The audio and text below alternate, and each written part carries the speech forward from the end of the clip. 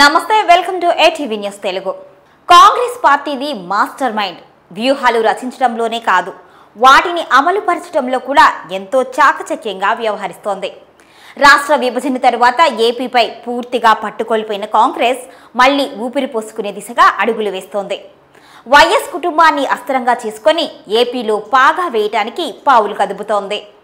రాష్ట్రంలో ఎన్డీఏ కూటమి భారీ విజయంతో ప్రభుత్వాన్ని ఏర్పాటు చేసింది.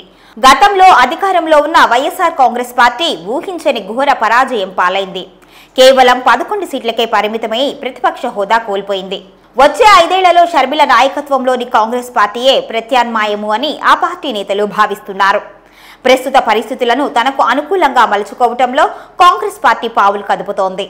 రానున్న 5 ఏళ్లలో రాష్ట్రంలో తిరిగి బలం పుంజుకోవాలి అని భావిస్తోంది. కాంగ్రెస్ పార్టీ అగ్రనేతలందరూ వైఎస్ షర్మిలకు మద్దతుగా ఉన్నారు అని ప్రజల్లోకి మెసేజ్ వెళ్లేలా విజయవాడలో వైఎస్ జయంతి ఉత్సవాలు ఏర్పాటు చేశారు అని విశ్లేషకులు భావిస్తున్నారు. అసలు కాంగ్రెస్ పార్టీ వ్యూహం ఏంటి? రాష్ట్రంలో దివంగత వైఎస్ఆర్ స్థానాన్ని తిరిగి భర్తీ చేయాలి అని కాంగ్రెస్ పార్టీ భావిస్తోందా?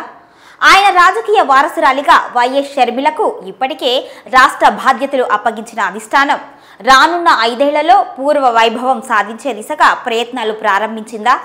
ఆ దిశగా షర్మిల పావులు కదుపుతున్నారా?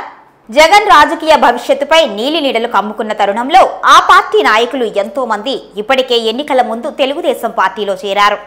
మరికొందరు కాంగ్రెస్ వైపు చూస్తున్నారు. ఇక ఇదే సమయంలో షర్మిల ఆచి తూచి అడుగులు వేస్తున్నారు. కొద్ది రోజుల కిందట ఢిల్లీ వెళ్లి సోనియా, రాహుల్, ప్రియాంక సహా కాంగ్రెస్ పార్టీ జాతీయ నేతలను షర్మిల కలిశారు. అనంతరం తెలంగాణ, కర్ణాటక రాష్ట్రాల నేతలతో వరుసగా భేటీ అయ్యారు. తెలంగాణ ముఖ్యమంత్రి రేవంత్ రెడ్డి, డిప్యూటీ సీఎం భట్టి విక్రమార్కతో పాటు ఆ పార్టీ సీనియర్ నేతలను కలిసి వైఎస్ జయంతి ఉత్సవాలకు ఆహ్వానించారు. కాంగ్రెస్ అధికారంలో ఉన్న పొరుగు రాష్ట్రం కర్ణాటకకు వెళ్లి డిప్యూటీ సీఎం డీకే శివకుమార్ను సైతం ఆహ్వానించారు. ఏపీలో పార్టీ శ్రేణులు పునరేకీకరణపై, భవిష్యత్తు కార్యాచరణపై చర్చ జరిపినట్లుగా తెలుస్తోంది. రాష్ట్ర విభజన తరువాత ఇప్పటి వరకు జరిగిన 3 ఎన్నికల్లోనూ కాంగ్రెస్ ఆశించిన మేర ఫలితాలు సాధించలేదు. అటు వైసీపీని ప్రజలు ఇటీవల జరిగిన ఎన్నికల్లో తిరస్కరించడంతో కాంగ్రెస్ కొత్త వ్యూహాలు అమలు చేస్తోంది. ప్రస్తుతం రాష్ట్రంలో 3 పార్టీల కూటమి అధికారంలో ఉండటంతో తిరిగి పార్టీని బలోపేతం చేయడానికి ఇదే సరైన సమయమని కాంగ్రెస్ భావిస్తోంది. కాంగ్రెస్ పార్టీ బలోపేతం దిశగా అడుగులు వేస్తున్న YS Sharmila YSRCP vote banking పై దృష్టి సారించినట్లుగా సమాచారం. వైఎస్ఆర్సీపీలోని అసంతృప్తులు, మాజీ ఎమ్మెల్యేలు షర్మిలతో టచ్లో ఉన్నారు. అయితే ప్రస్తుతం కాంగ్రెస్ కేవలం 2% ఓట్లు మాత్రమే ఎన్నికల్లో సాధించింది. ఆ పార్టీ గెలవాలి అంటే 45% ఓట్ షేర్ని ఖచ్చితంగా గెలుచుకోవాలి. అంటే 43% ఓటు బ్యాంకింగ్ ఖచ్చితంగా రావాలి.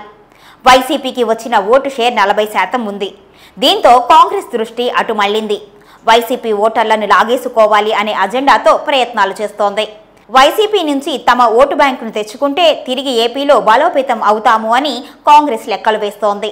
కాబట్టి అన్న జగన్ దగ్గర ఉన్న ఓట్ షేర్ని కాంగ్రెస్ కూటికి చేర్చే పనిని చెల్లెలు షర్మిలకు అప్పగించింది అధిష్టానం. ఈ కారణంగానే ఆమెకు కాంగ్రెస్ పీసీసీ చీఫ్ పదవిని అప్పగించింది.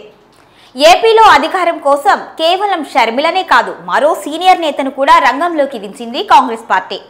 షర్మిల వైఎస్ వారసురాలు అని, ఆయన ఆశయాలను ఆమె అమలు చేయగలదు అనే సెంటిమెంట్ని ప్లే చేస్తోంది పార్టీ. అందులో భాగంగానే వైఎస్ జయంతి వేడుకలను నిర్వహించారు. అంతేకాదు 2029లో షర్మిలే సీఎం అంటూ ప్రకటించారు. 5 ఏళ్ల పాటు షర్మిలను జనంలో ఉంచి పోరాటాలు చేయించి వైసీపీ ఓటు బ్యాంకింగ్ ని కొల్లగొట్టాలి అనేదే కాంగ్రెస్ ఆలోచన. వైఎస్ హయాంలో కీలకంగా వ్యవహరించిన కేవీపీని రంగంలోకి దించింది అధిష్టానం.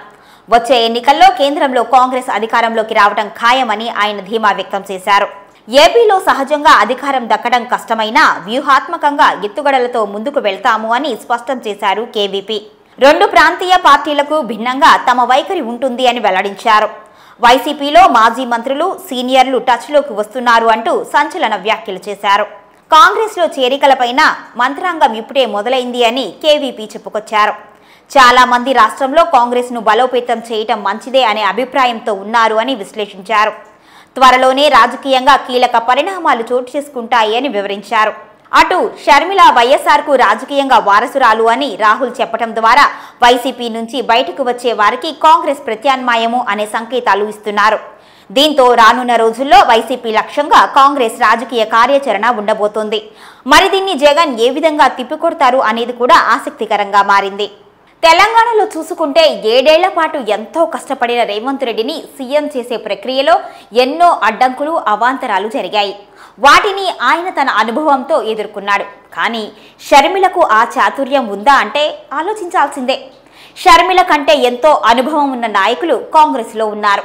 వారిని కాదని షర్మిలకి పట్టం కడతారా అన్న అనుమానాలు కూడా ఉన్నాయి. అయితే వైఎస్ఆర్ ఫ్యామిలీని రాజకీయాల కోసం కాంగ్రెస్ విభజిస్తుంది అనే ఆరోపణలు కూడా ఆయన అభిమానుల నుంచి వినిపిస్తున్నాయి. ఇటువంటి మరెన్నో న్యూస్ అప్డేట్స్ కోసం చూస్తూనే ఉండండి ATV న్యూస్ తెలుగు.